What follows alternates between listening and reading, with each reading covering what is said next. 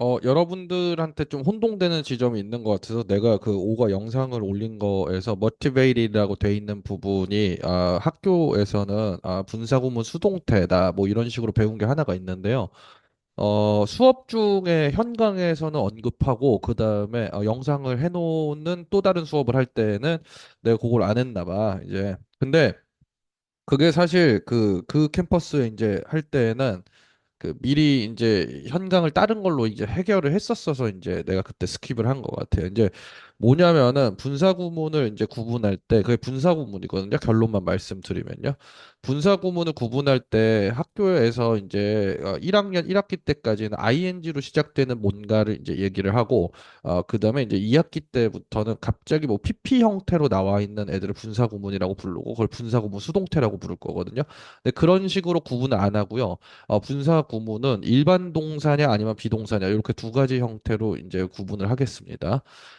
일반 동사의 경우에는 우리가 익히 알던 형태로 가시면 됩니다. 내가 일일이 어떤 용어에 대한 얘기나 정의는 하지 않을게요. 왜냐하면은 여러분들이 이미 충분히 알고 있다라는 생각으로 할 텐데 만약에 이런 용어에 대한 정의 같은 부분들이 좀 여러분들이 헷갈리신다 그러면 어떤 걸 보시면 되냐면 유튜브에 고등 필수라고 나와 있는 게 있어요. 그게 중학교 문법 중에 연계되는 부분들 이제 고등학교에 직접적으로 거기에 모든 분사구문 형태 고등학교에 나올 수 있는 거 우리가 완료 분사구문이라고 부르는 2학년 때 올라가서 해야 되는 것까지도 다 돼 있거든요.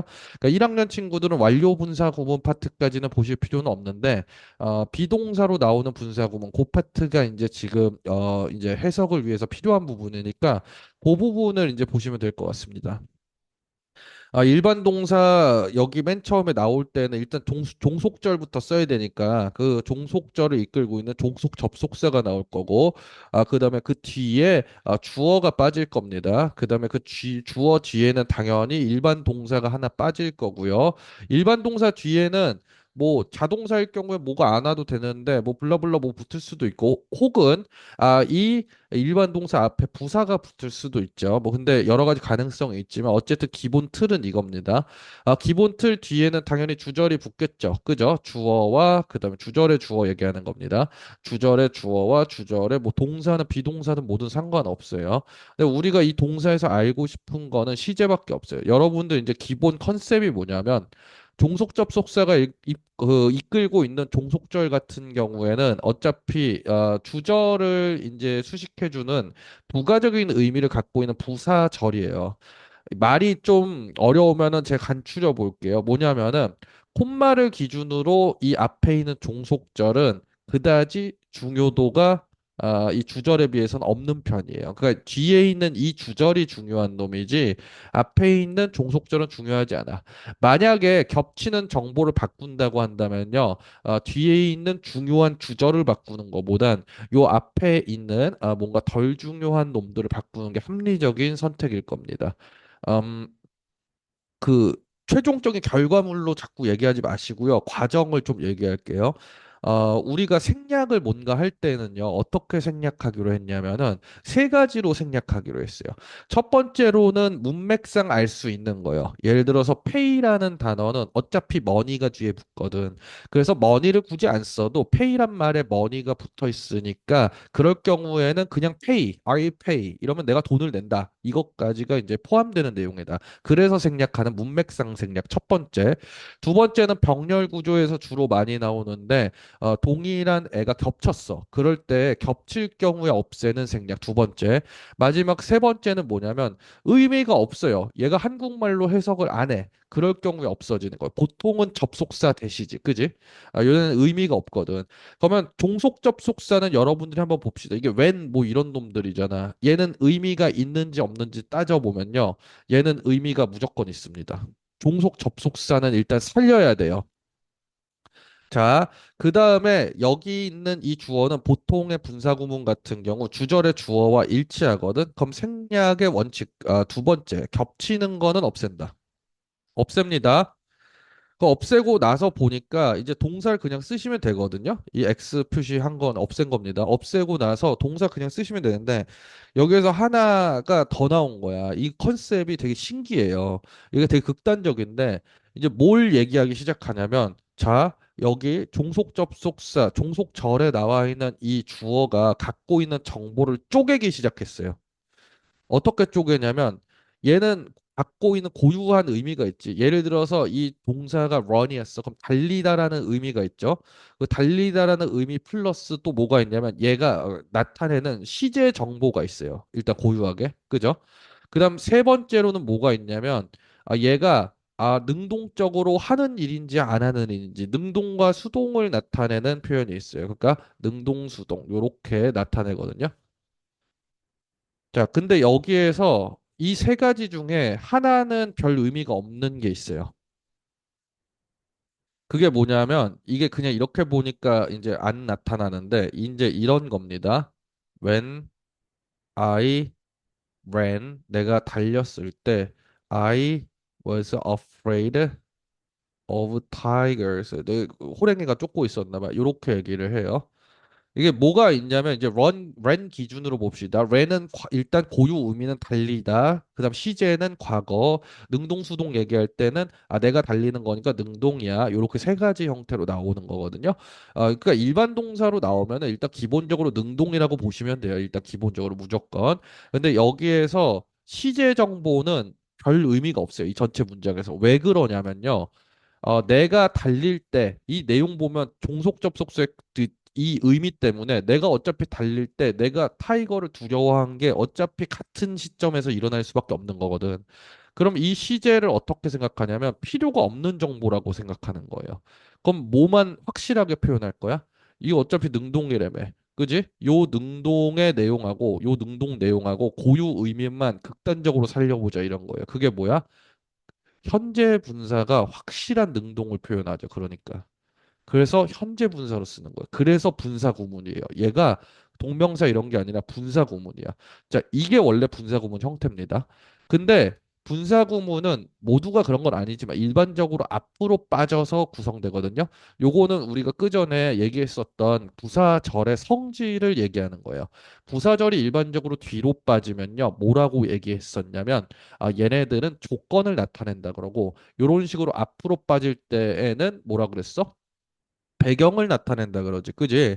그러니까 배경이니까 얘 I ran이라는 표현이 중요한 거지 종속 접속사는 그닥 중요하지 않아서 우리 실제로 읽어서 풀 때에도 얘를 판단하려고 안 했잖아, 그지? 그래서 종속 접속사는 생략해도 되고 안 해도 된다 요런 내용으로 가는 거예요, 그죠? 그러니까 이 과정을 전체적으로 여러분들이 이해를 하셨어야 돼. 이게 여러분들이 1학기 때 정상적으로 사실 중3 때 배웠었는데 중3 때 여러분들이 배웠어야 되는 내용 중에 하나입니다. 그럼 두 번째 비동사예요. 제가 뭐 근데 이런 얘기 한다고 해서 이거 배웠어야 돼 뭐 이런 식으로 얘기한다고 해서요. 여러분들이 그 좀 이렇게 그렇게 생각하실 필요가 없어요. 내가 뒤처졌구나 막 이런 거. 그러니까 뒤처졌구나 이런 거는 뒤처졌으면 뭐 어떡할 건데. 그 뒤처지지 않았다라고 얘기할 수는 없잖아. 거짓말은 못 하는데요. 어, 누군가보단 뒤처진 거지. 그러니까 학습에 있어서는. 근데 뭐 그러면 뭐 뒤쳐졌으니까 뭐 모르겠다 뭐 이럴 거야? 그건 아니잖아. 그 뭐 어떻게 방법이 없는데 그냥 해야지. 그죠?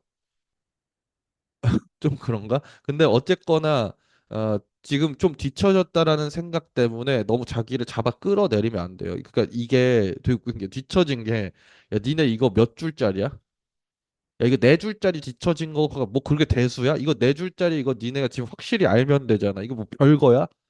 별거 아니에요. 금방 할 수 있는 거야. 그러니까 내가 뒤처졌다 막 이런 식으로 얘기하는데, 어떻게 엄청 심각한 일이야. 이런 거 아니야. 그냥 하면 돼요. 하루 날 잡고 하면 다 되는 거야. 그러니까 전혀 뭐 여러분들이 힘들게 이제 접근할 게 아니니까, 어? 그냥 정확하게 이제 반복해가지고 들어주시기만 하면 돼요. 위에 있는 예문으로 한번 봐볼까? 이거 When I was afraid of tigers, I ran. 난 이렇게 나오거든.